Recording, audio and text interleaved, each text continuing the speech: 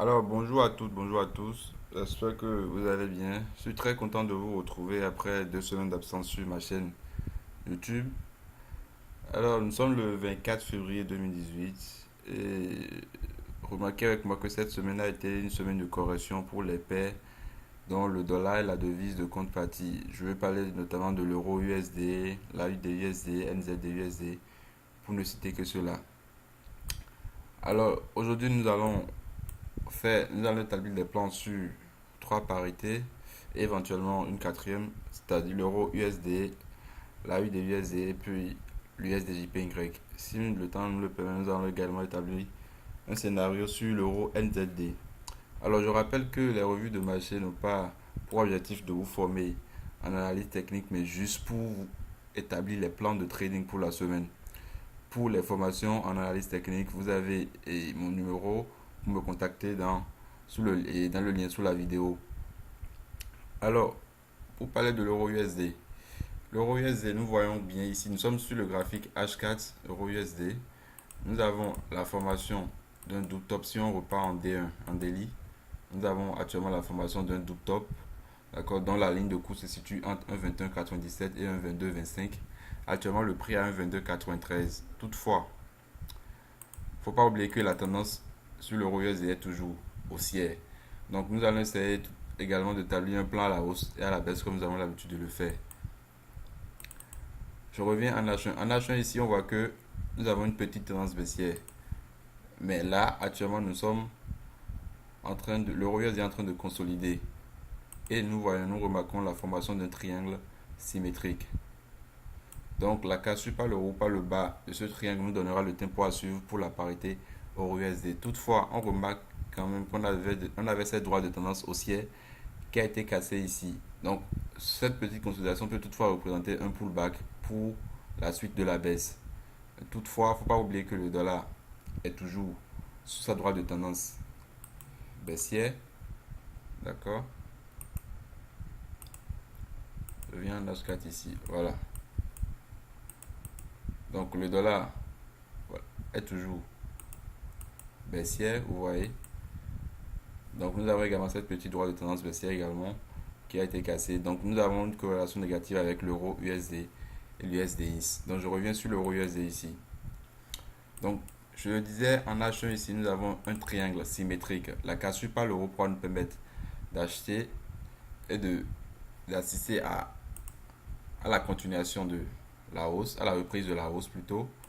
D'accord. Alors que la cassure par le bas pourrait nous permettre d'aller chercher la ligne de cours du double top formé en D1, c'est-à-dire la zone 1,2197, 1,2285. Donc je récapitule le plan sur euro USD, si cassure par l'euro de ce triangle symétrique en H1, d'accord, achat pour viser 1,2360, 1,2360, 1,2391, 1,2432, 1,2492 puis 1,2522, c'est-à-dire les résistances qui avaient déjà été tracées pour la hausse. Ok, donc le plan pour l'euro USD. Et pour la baisse, si cassure pas le bas du triangle symétrique, on ira chercher la zone de 1,2228 et 1,2197. Si cassure de cette zone, alors là on ira sur les 1,2084. Observez avec moi ici en D1. D'accord, si cassure de cette zone, on ira éventuellement sur la zone sur la résistance devenue maintenant support 1,2084. D'accord. Et on a également cette droite de tendance haussière ici. Ça peut rebondir cette droite-là est repartie à la hausse. Donc, c'est la cassure par le haut, par le bas du triangle ici, détecté en action qui pourra nous permettre d'avoir la suite sur l'euro USD.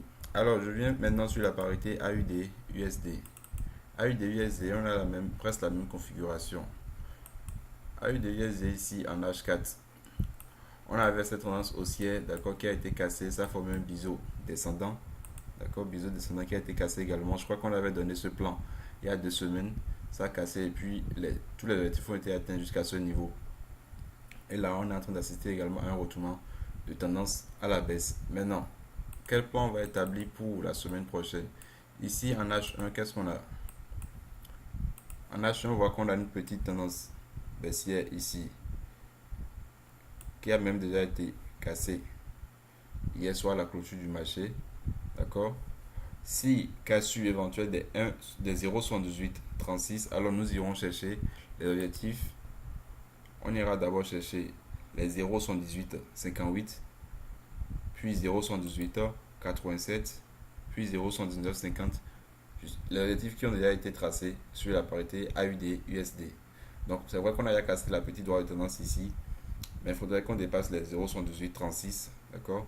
Qu'on clôture au-dessus de ce niveau pour aller chercher les objectifs qui ont déjà été tracés ici. Donc on peut également tracer quelque chose par le bas ici. Voilà. Donc comme je vous l'ai dit, on a presque la même configuration sur euro USD.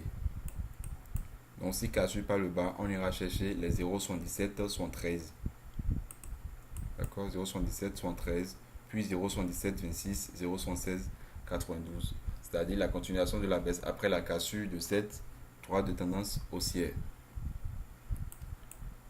Donc je récapitule sur AUD USD. Cassure, clôture au-dessus de 0,7836. On ira chercher 0,7887, 0,7950, 0,80, 0,3. Cassure par le bas de cette petite droite de tendance, de ce petit support haussier. D'accord, on ira chercher les 0,7713, 0,7713, puis 0,7726 et 0,7692. Alors, nous allons continuer avec la parité USD-JPY dont je voulais vous parler.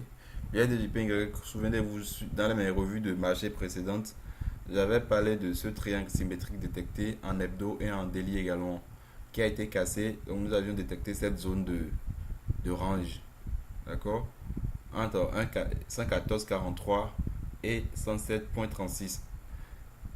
Ce range a été cassé le week-end passé. Et cette semaine, on peut parler de pullback.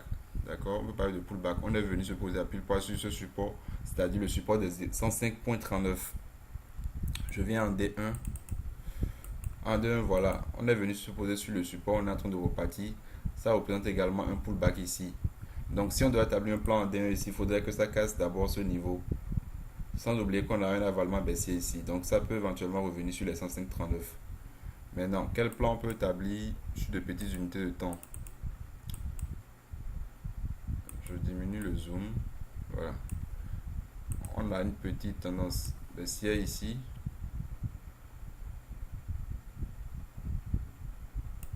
Ok. Donc, on sait déjà pour la hausse, il faudrait que ça casse cette tendance. Cette droite de tendance baissière. Il faudrait qu'on ait une clôture dessus cette droite de tendance baissière pour qu'on puisse chercher un point d'entrée à l'achat, pour qu'on puisse acheter et viser les 108,58. Mais pour la baisse, je sais pas,